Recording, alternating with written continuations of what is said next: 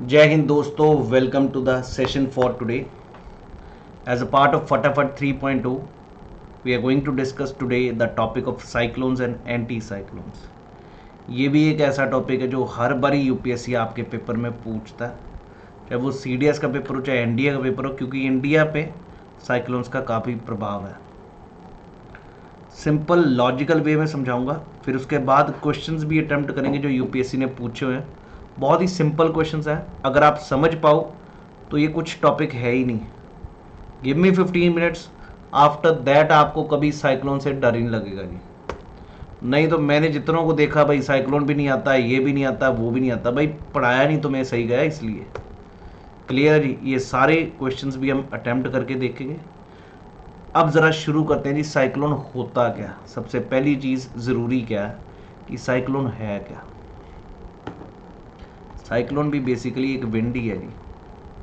जैसे हमने trade wind समझा, वेस्टर्ली समझा, ठीक है जी, लू समझा, वो भी विंड है. साइक्लोन भी विंड है, लेकिन ये जो विंड है ये गोल गोल घूमती है. यहाँ तो क्लॉकवाइज घूमती है या एंटी क्लॉकवाइज घूमती है, लेकिन घूमती गोल है. अब वो गोल घूमने का कारण क्या है वो चीज़ समझेंगे जी. हमेशा याद रखिएगा, दो वर्ड्स होते हैं, एक साइक्लोन और एंटी साइक्लोन. साइक्लोन का मतलब हमेशा ये है कि सेंटर पर लो प्रेशर है. अगर सेंटर पर लो प्रेशर है तो चारों तरफ से हवा अंदर को आनी शुरू हो जाती है जी.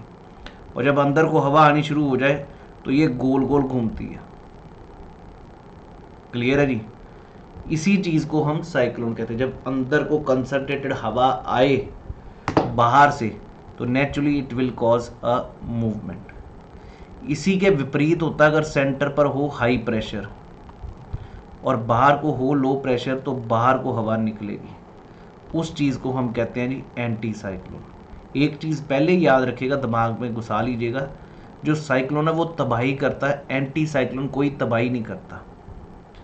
क्योंकि जब हाई प्रेशर सेंटर पर है, चारों तरफ को हवा एक ही टाइम पे चारों तरफ को फैल रही है, तो ये फोर्सेस बंट रही हैं चारों डायरेक्शन में. लेकिन इसमें एक ही तरफ फोर्सेस सारी ऐड हो रही हैं, इसलिए साइक्लोन बहुत तबाही करेगा, एंटी साइक्लोन कुछ नहीं करेगा. ये चीज़ याद रखना, क्योंकि ज्योग्राफी की टर्म्स में कई बार anti cyclonic activities, anti cyclone मतलब शांत, वेदर इज़ वेरी काम, याद रखिएगा. और दूसरा पॉइंट जो फ़र्क मैंने बताया, सेंटर पर हाई प्रेशर होगा अगर ज़मीन पर तो उसको हाई एंटी साइक्लोन कहेंगे, और अगर सेंटर पर लो प्रेशर होगा तो साइक्लोन कहेंगे. क्लियर है जी. It's a low pressure area surrounded by high pressure, from all sides wind start coming inside. दूसरी चीज़, इनकी मूवमेंट भी डिफरेंट है जी. आपने सिर्फ फिलहाल ये फॉर्मूला याद रखना जो मैंने बनाया हुआ, A N C. C for cyclone, N for northern hemisphere. Cyclone हमेशा नॉर्दर्न हेमिस्फीयर में क्या डायरेक्शन घूमता है? Anti clockwise. क्लियर हो गया जी. और इसके विपरीत सदर्न हेमिस्फीयर में क्लॉकवाइज. क्या? Cyclone.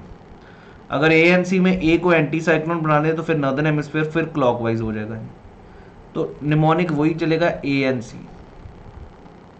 C for cyclone northern hemisphere anti clockwise, A for anti cyclone northern hemisphere clockwise. A N C की कहानी ये है. I hope everybody is very clear about this movement part. Third point, ये wind गोल घूम क्यों रही है जी? सेंटर पर है तो अंदर को सीधी आनी चाहिए. भाई गोल घूमने का कारण है कोरियोलिस फोर्स. याद रखिएगा, कोरियोलिस फोर्स के कारण ये गोल घूम रहे हैं winds.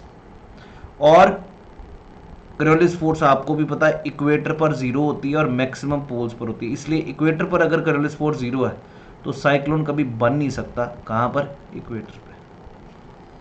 I hope everybody is very very clear about what I am telling you. Logic clear हो गया सभी को जी. अब आइए आगे. सो ट्रॉपिकल साइक्लोन्स और टेम्परेट साइक्लोन. साइक्लोन को अब पहले डिस्कस करूंगा मैं. एंटी साइक्लोन में कुछ है नहीं, जो साइक्लोन है उसके ऑपोजिट हम बात कर लेंगे. लेकिन साइक्लोन बेसिकली दो कैटेगरीज में बांटते हैं. एक ट्रॉपिकल होता है और एक टेम्परेट होता है. और ये ट्रॉपिकल टेम्परेट तो आपको पता ही है, 23.5 नॉर्थ से लेके 23.5 डिग्री साउथ तक ये ट्रॉपिकल एरिया. और जो टेम्परेट एरिया 23.5 टू 66.5 नॉर्थ में और 23.5 टू 66.5 साउथ में, इन एरियाज़ को हम टेम्परेट एरियाज़ कहते हैं. ये पॉइंट सभी को क्लियर हो गया जी, temperate areas and tropical areas. तो जो साइक्लोन ट्रॉपिकल में बनेंगे उनको ट्रॉपिकल साइक्लोन कहते हैं। ये तो बिल्कुल बेसिक डिफरेंस होंगे, लेकिन फर्क कुछ और भी है जी। जो ट्रॉपिकल साइक्लोन होते हैं वो बेसिकली मेरे भाई हमेशा समुंदर में बनता, पानी में। It is always formed in the oceans. समुंदर में लो प्रेशर बनने के लिए sea surface temperature should be greater than 27 degrees, ये भी होना जरूरी है। कोरियोलिस फोर्स होना भी जरूरी है। बाकी अभी स्ट्रक्चर से बताएंगे, अपर डाइवर्जेंस भी होता है, सारे पॉइंट्स। बट ये चीज़ समझ आ गई कि ट्रॉपिकल एरियाज में, और ये हमेशा समुंदर में बनता है। जबकि जो टेम्परेट साइक्लोन है वो ज़मीन पर भी बन सकता है, पानी पे भी बन सकता है। और आदर इसका बनने का कारण ही हम अलग समझेंगे। Air masses, temperate cyclone fronts के कारण बनते हैं। एक हॉट एयर मास, एक कोल्ड एयर मास जब आपस में मिलेंगे फ्रंट पे, तो उसके कारण बनता लो प्रेशर, जिससे टेम्परेट साइक्लोन बनता है, देखेंगे अभी। सो ट्रॉपिकल साइक्लोन है वायलेंट स्टॉर्म्स जो कि ओशन में बनते हैं और कोस्टल एरियाज की तरफ जब आएंगे, जैसे इंडिया में आपने देखा ही कोस्टल स्टेट्स में आए दिन कोई ना कोई आपदा आई होती है, डिजास्टर हो रहा होता है, कभी आंध्रा में, कभी उड़ीसा में, कभी तमिलनाडु में, कभी केरला में। तो दीज आर द साइक्लोन्स। अपने साथ ये सिर्फ हवाएं नहीं लेके आते, बहुत तेज़ बारिश और इतनी तेज़ हवा कि कुछ भी पिलर, कुछ भी उखाड़ दे। Second thing, they are irregular wind movements involving closed circulation of air around the low pressure center. I hope everybody is very clear about this thing. और होता क्या, ये चीज़ हम समझेंगे। जब अंदर आ रही है हवा, तो दोस्त लो प्रेशर पे जब आ रही है हवा, यहाँ पर तो लो प्रेशर है, हवा ऊपर को उठ रही है, और ये जब हवा उठ रही है ऐसे जा रही है, एंड इट इज गोज, और अपर लेवल पे डाइवर्जेंस करेगी, बाहर को हवा निकलेगी। यहाँ पर अंदर को है लो प्रेशर की तरफ, ऊपर जाके जब हवा ऊपर उड़ रही है तो ये बाहर को डाइवर्जेंस करेगी। समझ आ गया जी सभी को? मूवमेंट हमने समझ ली, क्लॉकवाइज, एंटी क्लॉकवाइज, ये सारी चीज़ें। अभी एक शेप दिखाता हूँ। पहले ये पांचों पॉइंट बार बार यूपीएससी पूछता, आपकी एनसीईआरटी में ही क्लियर कट लिखे, लेकिन पॉइंट्स में मैंने बना के दिखा दिया ताकि आपको दिक्कत ना हो। एक तो 27 डिग्री से ऊपर तापमान होना ज़रूरी है, दूसरा कोरियोलिस फोर्स होना ज़रूरी है, तीसरा जो ऊपर हवा जा रही है ना, इसका वर्टिकल विंड स्पीड बहुत ज़्यादा वेरी नहीं करनी चाहिए, सेम रहनी चाहिए, स्मॉल वेरिएशन, और लो प्रेशर तो होना बहुत ज़रूरी है। और तीसरा अपर डाइवर्जेंस अबव सी लेवल, यहाँ पर डाइवर्ज करनी चाहिए, हवा बाहर को जानी चाहिए। यहाँ पर तो कन्वर्ज हो रही है लो प्रेशर पे, लेकिन ऊपर अभी डायग्राम दिखाऊंगा, एनसीईआरटी का ही डायग्राम। ये दिख रहा सभी को, ये साइक्लोन है जी।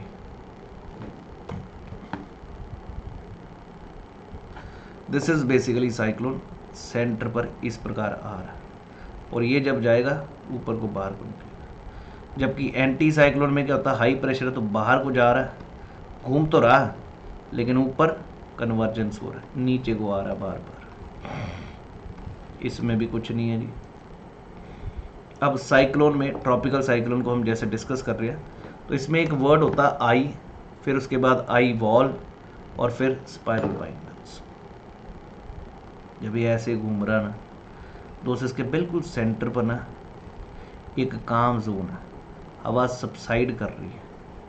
बाकी इसके चारों तरफ जो हवा तेज़ तेज़ मूव कर रही है उसको आई वॉल कह रहे हैं, जो डिस्ट्रक्शन करती है। लेकिन सेंटर पर हवा नीचे सबसाइड कर रही है, उसको हम आई कहते हैं। और ये बहुत ही शांत जोन है, calm zone, which is having no wind, that is basically eye. और पेरिफेरी में ये आई वॉल है। ये सभी को क्लियर हो गया, आई और आई वॉल। लो प्रेशर है आई पे, एयर सबसाइड कर रही है और टेम्परेचर हाई है। ये 2-3 बार सीडीएस में इन्होंने क्वेश्चन पूछा हुआ आई पे। Very light winds, fair weather found at the centre of the cyclone which we call it as आई।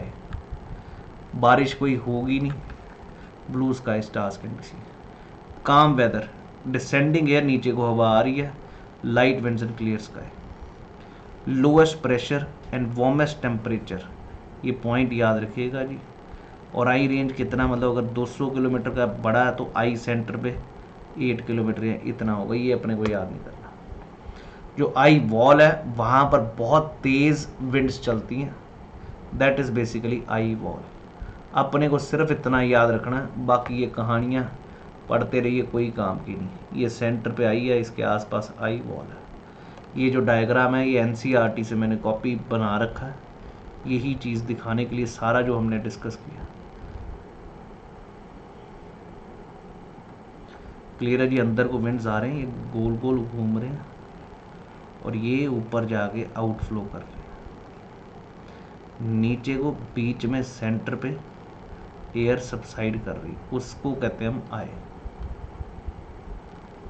और आसपास जो ये है आई वॉल है, जो मैंने अभी समझाया, subsiding warm air, all these things. और इनके साथ साथ ही क्लाउड्स है, क्यूमुलोनिम्बस क्लाउड्स, जो बारिश करते जा रहे हैं। इनके नाम भी पूछे हुए हैं कई बार एनडीए में, सीडीएस में, सीएफएफ में। हरिकेन यूएस में कैरिबियन आइलैंड्स की तरफ ही, अटलांटिक ओशन में हरिकेन्स कहते हैं। टाइफून्स अगर आप बात करें तो टाइफून्स भी आपको पता चाइना में। बुईगुई पक्का याद रखना, फिलीपींस में 2 बार एनडीए में क्वेश्चन पूछा हो। उसके बाद आपका ऑस्ट्रेलिया में अगर आपको याद हो तो कहते हैं हम विली विली। तो भाई ये नाम बहुत सिंपल है, रिसेंट सीडीएस में भी मैच द कॉलम में है, लेकिन बहुत पुराना क्वेश्चन है, लेकिन ये पता भी होना चाहिए सभी को। कई बारी तो उसने ट्रॉपिकल साइक्लोन की जगह सिर्फ हरिकेन नाम लिख के स्टेटमेंट्स वही, conditions for formation of hurricane, same answer होंगे जी। जो साइक्लोन के लिए वही इधर है, ट्रॉपिकल साइक्लोन के लिए। टाइफून्स भी, विली विली, साइक्लोन बुईगुई। I hope everybody is able to recall these names also. तो ये तो था जी ट्रॉपिकल साइक्लोन के बारे। एंटी साइक्लोन मैंने आपको बताया ही है, it is basically when high pressure, उसमें बारिश कुछ नहीं होनी, लेकिन इतना याद रखना जो एंटी साइक्लोनिक एक्टिविटीज़ होती हैं, समझ आ रही है जी? जो एंटी साइक्लोनिक एक्टिविटीज़ होती हैं उसमें कुछ भी हवा नहीं आएगी, हाई प्रेशर। और ANC फिर फॉर्मूला याद रखना, anti cyclone, N for northern hemisphere, C for clockwise. एक और पॉइंट, मैंने अभी आपके साथ ज़्यादा डिटेल में ट्रॉपिकल साइक्लोन डिस्कस किया। टेम्परेट में सिर्फ इतना याद रखना, क्योंकि उसमें भी मेरे को कम से कम एक वीडियो अलग से लानी पड़ेगी, कि जब 2 कंट्रास्टिंग एयर मासेस आपस में मिलते हैं तो वो बनता फ्रंट। और जब ये 2 कंट्रास्टिंग एयर मासेस मिलेंगे तो नेचुरल सी बात है, इजीली मिलेंगे नहीं, यहाँ पर एक बनेगा गैप, वैक्यूम, जो कि लो प्रेशर बना देगा, जिसके कारण ये दोनों आपस में ऐसे ऐसे गोल गोल घूमेंगे, जिसको हम टेम्परेट साइक्लोन कहते हैं। तो टेम्परेट साइक्लोन पानी में भी बन सकता है और लैंड पे भी बन सकता है। टेम्परेट साइक्लोन एरिया तो ज़्यादा कवर करता है, लेकिन डिस्ट्रक्टिव कम है, इंटेंसिटी कम है। जबकि ट्रॉपिकल साइक्लोन एरिया कम कवर करता है, लेकिन इंटेंसिटी बहुत हाई है, डिस्ट्रक्टिव बहुत ज़्यादा है। ट्रॉपिकल साइक्लोन अगर ट्रॉपिकल एरिया में, तो वो मूव कैसे करेगा? ईस्ट टू वेस्ट, क्योंकि ट्रॉपिकल एरियाज में ट्रेड विंड चलती है east to west. So tropical cyclones move from east to west, while the temperate cyclone move from west to east. ये पॉइंट भी आपने याद रखना है। I hope everybody is clear. और इसका एक उदाहरण हमारे इंडिया में टेम्परेट साइक्लोन का है, वेस्टर्न डिस्टर्बेंस, जो कि सर्दियों में हमारे जम्मू एंड कश्मीर, हिमाचल, पंजाब, हरियाणा टिल असम बारिश लेके आता है। सर्दियों में थोड़ी थोड़ी बारिश होती है, which is very favourable for ripening of wheat and T के लिए भी काफ़ी अच्छा है। ये कहाँ से आती है? ये टेम्परेट साइक्लोन बनता है कहाँ पर? मेडिटेरेनियन सी में, और उसको लेके आ रहा है इंडिया में इस तरफ। कौन सी जेट स्ट्रीम लेके आती है? Sub tropical westerly jet stream, which brings this western disturbance and causes rainfall in the northern hemisphere. So वो टेम्परेट साइक्लोन का एक उदाहरण है जी। आशा है कि क्लियर है। अब ये क्वेश्चन देखिए यूपीएससी ने कितना अच्छा बनाया, ये प्रीवियस ईयर क्वेश्चन ही है जी। इसमें कहीं भी उसने साइक्लोन का नाम नहीं लिया, लेकिन लिखा गया विंड कैसे सर्कुलेशन में घूम रही है, सेंटर पे लो प्रेशर है नॉर्दर्न हेमिस्फीयर में, तो नेचुरल सी बात है अंदर को आएगी। और ये नॉर्दर्न हेमिस्फीयर में कैसे घूमेगी? एंटी क्लॉकवाइज, और टुवर्ड सेंटर होना चाहिए, क्योंकि लो प्रेशर है। तो आंसर सी ऑप्शन होना चाहिए। इसी प्रकार कंड्यूसिव फॉर ट्रॉपिकल साइक्लोन के लिए कौन कौन सी कंडीशंस कंड्यूसिव है? Large and continuous supply of warm and moisture बिल्कुल चाहिए जी। वैल्यू ऑफ क्रियोलिस फोर्स भी चाहिए, लेकिन अपर लेवल पर डाइवर्जेंस, इनफ्लो नहीं आउटफ्लो होना चाहिए, तो ये गलत है। तो 1 and 2 should have been the answer in this question. Tropical cyclone के ऊपर it is characterized by low pressure, बिल्कुल सेंटर, बिल्कुल ठीक है जी। Counter clockwise means anti clockwise in the northern hemisphere, ये भी ठीक है। और clockwise in the southern, it is a warm core system, याद रखिए, बिल्कुल ठीक है जी। तो आंसर ऑल ऑफ दीज होना चाहिए। जहाँ पर strongest winds and tallest clouds हैं, तो भाई वो आई वॉल है, मैंने अभी आपको समझाया भी है, जबकि आई बिल्कुल शांत जोन है। ये CFF 2018 का ट्रॉपिकल साइक्लोन का, they always develop in the warm oceanic surface, बिल्कुल ठीक है जी। दूसरी चीज़, presence of Coriolis force is necessary for it, ये भी ठीक है जी। It occurs in mid latitude, that is wrong. Middle latitude पे तो टेम्परेट होगा ना, क्योंकि टेम्परेट एरियाज को हम मिडिल लैटिट्यूड कहते हैं, तो ये गलत हो गया third statement. Fourth, I with काम, बिल्कुल ठीक है जी। 1, 2 एंड 4 बी ऑप्शन बिल्कुल सही जवाब होना चाहिए।